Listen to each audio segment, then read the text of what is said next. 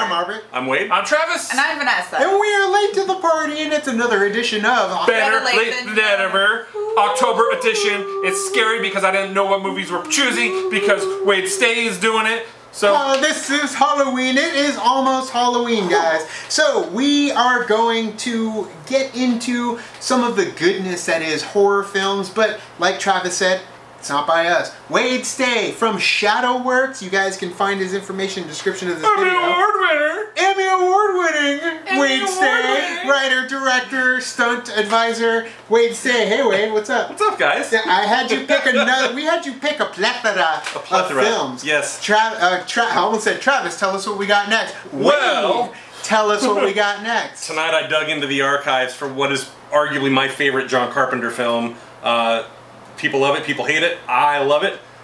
The Fog. The Fog. So this for not me. The Mist, Travis. God, I hate that movie. The Fog. Not the so Mist, much happier that we're doing the Fog. and not the awful remake. It's the original OG Carpenter. The classic, his follow-up to Halloween. So this was released February 8th of 1980. Yes.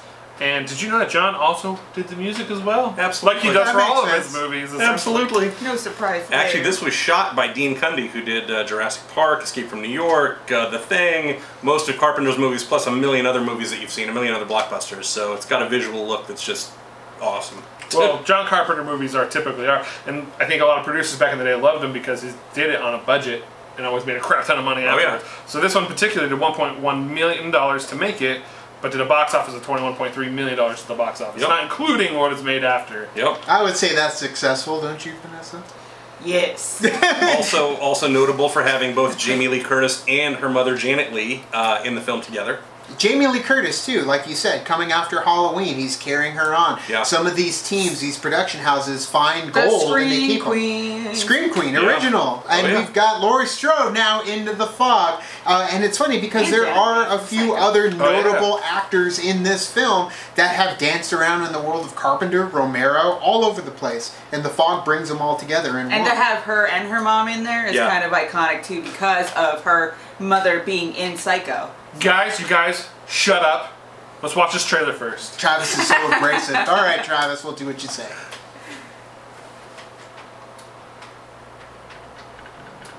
John Carpenter's The Fog. That's the beginning of the movie, too. Oh, yeah. I don't see the Fog. Stevie Wayne here, and let me be the first. Oh, there it is. Adrian Barbeau. Location is so great. We're 100 years old. Northern California. And keep a watch out. It does have a lot of fog there. Yeah. It's the foggiest. 100 years It was like the ago, foggiest place when they were filming. Something unknown came out of the fog. Now it has returned. Is it Tom Atkins. Gotta love it. Oh, I'm on the Atkins diet. Between midnight and 1, something Not the cure unnatural diet. came out of the fog. Tomato, tomato. Now it has returned.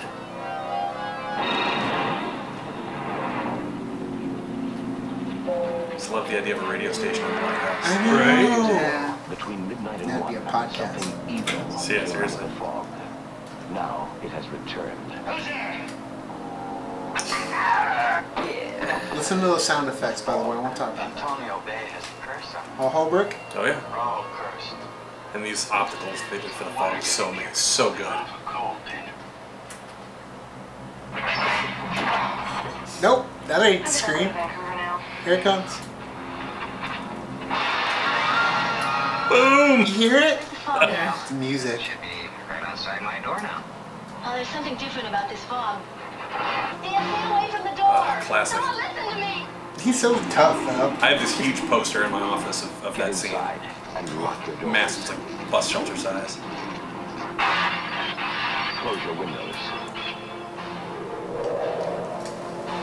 There's something in the fog.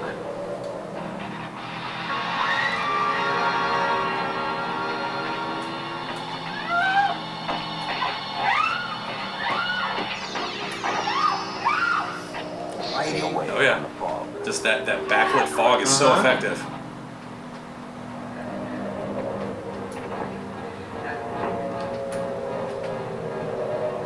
From the creator of Halloween, the ultimate experience in terror and suspense. John Carpenter's The Fog. Starring Adrian Barbeau, Jamie Lee I love how they Curtis, do that. John Yeah. Husband, There you Janet Leigh as Kathy Williams, and Hal Holbrook as Father Malone. The fog. What you can't see won't hurt you. It will kill you. That's kind of getting hurt. Between midnight and 1, it will find you. Oh, the my fog. Awesome. Would you guys see this movie based upon this trailer? Hell yes. Yes. Vanessa. I think I would. I will say that I've never seen The Fog. So, based off of the trailer, yes. Because one, it is John Carpenter, and you have that at the height of, you know, Halloween. And then, of course, you have Jamie Lee Curtis, who's coming from there, too. And then Janet Leigh. And then you have all these other characters that you've seen in other movies that are sort of like Creepshow and everything like that. So, coming into a movie like this, it's interesting. You're like, fog? What's fog? Like, why would that seem... Especially in Arizona. weird? What the hell's fog? Right? And how could you make it scary? Like, and yeah, he finds a exactly. way, How could yeah. you make a way to make fog scary, and then having these, you know, I guess pirates, it looks like, coming after Yeah. people within the Spooky fog, ghost you know? pirates, gotta love it. So, Yeah. See, it's I had interesting. I was lucky. I had an awesome childhood, so I got to see this in the theater. What? So, yeah. No way, I'd never be able to do that. No way. No way. My parents Yeah. are too. They took me to watch Look Who's Talking. No, I had an awesome childhood, so I got to see this. I got to see this live in the theater. So- I'm sorry. I like to Look Who's Talking. We did a reaction to it. Available on Better Late Than Never. I love this movie. Just the remake, I think you said earlier, is not that good. Yeah. Never saw it. What Yeah. gets me, I want to say this really quick, it's totally kind of off subject. It's interesting to me that such an iconic movie maker like John Carpenter, like every single one of his films seems to be remade. It never can ever Yeah. hit the standard of his work. Yeah, it's tough. It's hard. Although I did like Attack on Precinct 13. Yeah, remake. the Assault on Assault Precinct on 13. Precinct Yeah, 13. Assault on Precinct 13 was good, but he's even guilty of like not good at sequels, like Escape from L.A. Yeah, and, you know, yeah, some of his sure. later stuff was just. I love the guy, but he needs to go back to basics. Now, one thing that you do tend to see from Carpenter is that his films are slow burns. He's all about building the suspense, Yes. and then executing it all at once in the final portions of the film. Yeah. So it does take like a good 40 minutes before you really get into anything noteworthy when it comes into the conflict in this film. But if you watch Halloween, it is building suspense non-stop until Michael's out killing everybody. Right. So they take their time, and this movie definitely does take their time. In place of the not ice pirates, that's a whole different movie. Ice pirates. The pirates in the fog, in place of them is the fog itself. It's a character. The practical effects that they unleash on this film is the claws. How you're doing yeah. the claw coming Rah. at you. It's my hook hand. But you have You're afraid of the claw. you have Rah. the pirate with the hook, you have the pirate with the Love that right swords, there. Oh, yeah. you have Fun, these yeah. pirates that are brutally killing everybody, and one thing that you'll see in this trailer that is noticeable with John Carpenter films of the past, and I think they do it again well in Scream, it's the sound effects, the Yes. the Foley effects when they're getting stabbed and killed. Yeah. Everything about the THX kills, effects. yeah, it's in both ears. I just snorted. That's dual. But we have the quality, realistic sounding sound effects. And you hear it in the trailer when the guys get stabbed on the boat, the two guys. It's a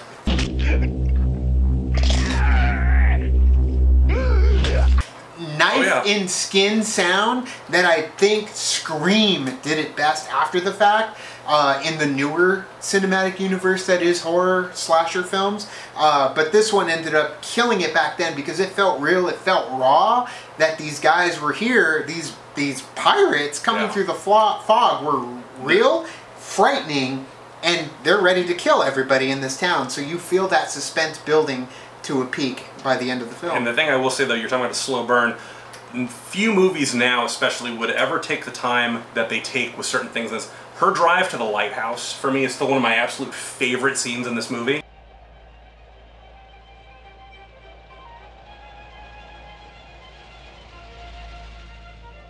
Because it's just the isolation, and it's doing a great job though of showing how isolated and how alone she really is and how in jeopardy she is going to this lighthouse. But it's this beautiful drive up the Point Reyes National Seashore and the trees, and it's just this gorgeous landscape. But by the time you get there, you're like, there's something creepy about this. Yeah. You know, and it's that long staircase down to the lighthouse. It's just beautiful cinematography. So the one thing I love about this film is the Cove mentality, the Cove environment. You haven't really seen the Cove environment very frightening in films. I mean, you saw it in Casper, you saw it in Peter Benchley's The Beast, the TV movie, and then you end up getting a little bit of it in, what's the one with the Tooth Fairy where she comes and hunts all the kids? Darkness Falls? Darkness Falls, yeah. You get a little bit there. Yeah, of the cove like mentality. And to me, that's frightening. Pete's Dragon as well had it, although that was far from frightening. It was magically wonderful. But yeah, I love that setting, which you don't typically find. Although, I did find this story originally when I watched Are You Afraid of the Dark, who did the exact same thing. They had a whole, I think it was like a 2-episode arc of the ghost pirates coming through the fog to get back whatever it was that was claimed from them. They used the fog a lot in Pirates of the Caribbean, Curse of Black Pearl, when the Pearl's coming in, they use that fog for that. You know what's interesting is that some theaters, when they were premiering this movie, actually put fog machines in their lobby and would create the effect when you're purchasing your tickets. For this film? For this movie, yeah. Wow, that's awesome. Yeah, which I wish more like interactive stuff happened nowadays. What I love about these older, horror movies is that, they might take a long time to kind of get to where you want to go, but at the same time, it does build that suspense. So when you do get to those moments that you've been waiting for, you're kind of in there and you're like, whoa, what's going on? Whereas I feel like now they kind of just do it and they do those jump scares and they just do that and then it's like one and done. Like it's not, you don't relish in what's going on. Right. You don't get sucked up in the story. Right, you don't get sucked into the story and you're just there and you're like, okay, what's next? What's the next scare that's going to happen? And that's really comes down to the attention ability. Right. Being able to just pay attention to what is happening and hold your attention too. People definitely have evolved and changed. Before, when we didn't have cell phones when we were younger, so you were focused on what was going on.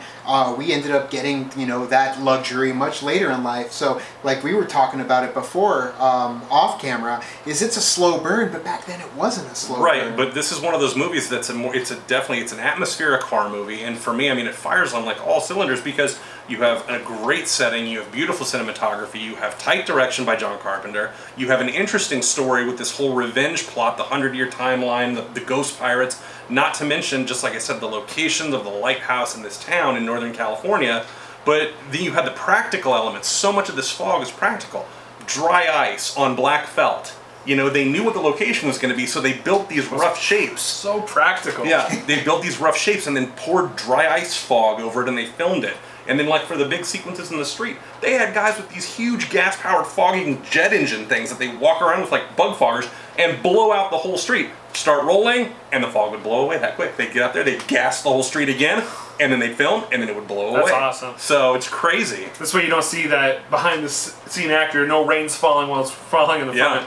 And it's everything that we talk about when we say, well, why can't they replicate the quality or the imagination that was first had by these original films when they try and remake them?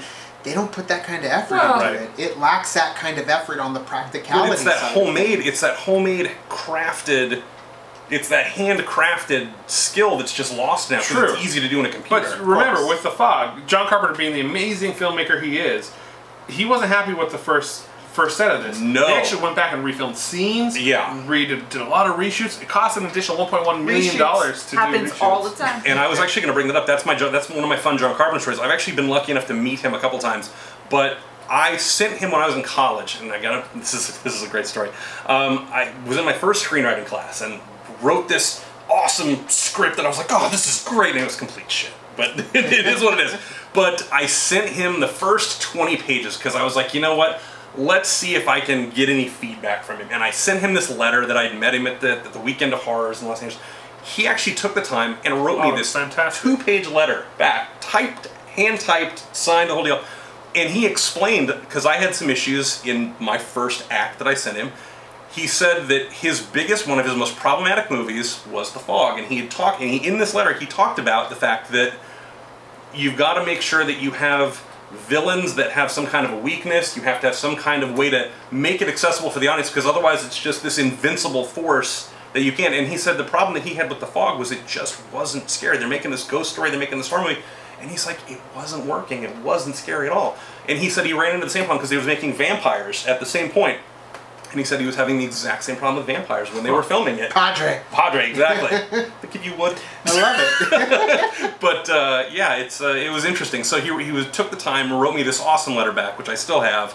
And it was very cool for him to do that. But it was interesting because this is my favorite of his movies, and a lot of people love this movie. A lot of people go to The Thing or Halloween, but this is the one I always go to for the score, for the cinematography, for everything. It's just such an atmospheric movie, and I absolutely adore it. But, and you get another taste of Jamie Lee in another horror film. So, you know, there aren't many out there. There's a nice selection, but at the same time, this is when it was popping back then.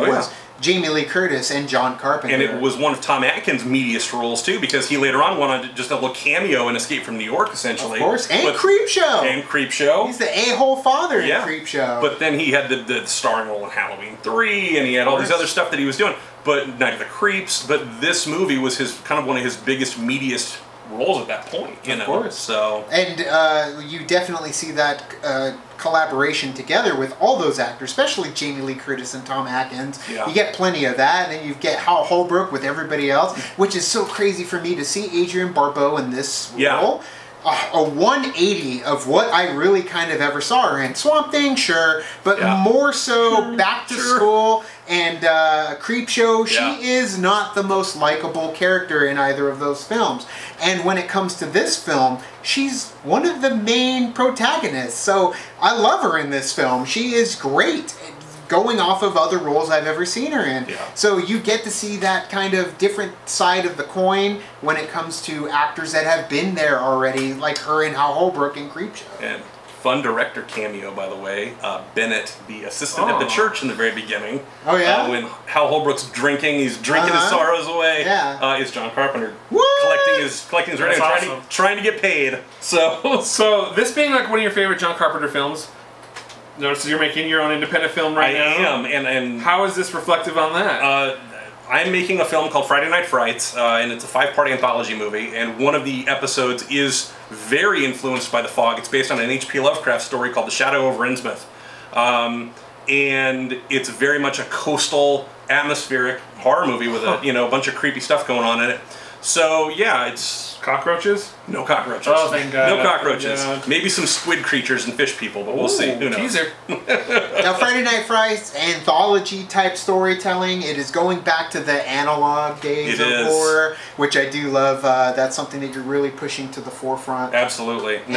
And where can everybody find that information to follow the production of Friday Night Frights? So I have a full court press on social media. Instagram, it's Friday Night Frights on Instagram. It's at Atomic Video VHS on Twitter, and on Facebook it's Friday Night Frights Movie.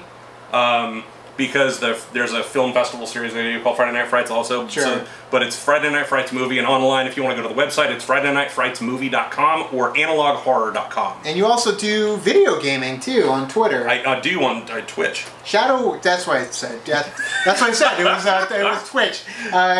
Shadoworks Games? No, if you're on Twitch, it's just Shadoworks. Oh. And I Twitch live stream, so come on and chat and talk about horror movies with me and watch me get my ass shot off. It's fantastic. It's a good time. And there's a reason why I said that, because he is very adamant about claiming that Shadoworks name. So Shadoworks, you will find that. It's a good name. That's his company. So Shadoworks, definitely look into that. Down in the description of this video, or you can stay to the end of this video to see the trailer. Well, it's more of an announcement for Friday Night Frights at the very end of this reaction. You can also watch the other reactions we've already done with Wade, and we got plenty more coming. We just went to Halloween Horror Nights at Universal Studios. So much fun! Oh man, I missed it this year. Should have been there, man. It's alright, last year was good enough. You can watch that one too. And you can also like and subscribe. And do the thing on our Facebook, Twitter, Tumblr, Instagram, Stardust, and you can check out all that. Us just basically reenacting the whole Ghostbusters movie. Oh man, it was so much fun. But thank you guys. You can kick into the party, fuel the party, keep the party going on our Patreon. Gets us where we need to go, like HHN. Thank you so much, and as always, now it's time to say goodbye. This party is over. Bye! Bye!